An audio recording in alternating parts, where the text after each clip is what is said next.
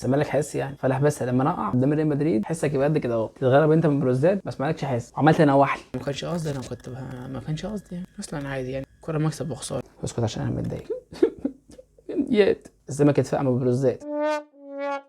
مش حلو. تعرف اكتر حاجه مضايقاني ايه؟ ان احنا رجعنا فريرة تاني، احنا رجعنا فريرة وبنخسر. امال لما كنا شجعناه كان حصل فينا ايه؟ جبتوا فريرة، مشيتوا فريرة، لعيب فيكم انتوا. بس عارف ده بقى قديم قوي، بفكر اعرضه في المزاج عشان تنسى اللي حصل لك من بلوزداد. مش حلوه ولا امشي خلاص. هتزعل ولا ايه؟ عادي، بس انا نازل له وفيه، انا خايف من كتر الوفاه يطلع لي ديل. عادي، جمهوره ده حمايه وعلى الحلوه والمره معاه. ايه يا اسطى بتاعتنا الكلمه دي؟ عادي يا عم، احنا واحد يا عم، دلوقتي بقينا واحد. منك لله، لا في دوري النافعين ولا في ابطال افريقيا النافعين. يعني كده خلاص الدوري ضاع، افريقيا كمان ولا لسه قدامكم شويه؟ يعني خسرت وفي ملعبك اقل فرقه فيهم، لسه في عندك فرقتين تانيين اجمد منك. مثلا بقول لك اللعيبه بالخوازيق، ايه بالخواتيم، خليك ماشي على الحياد حتى لو الزمالك هتعمل بلوزداد.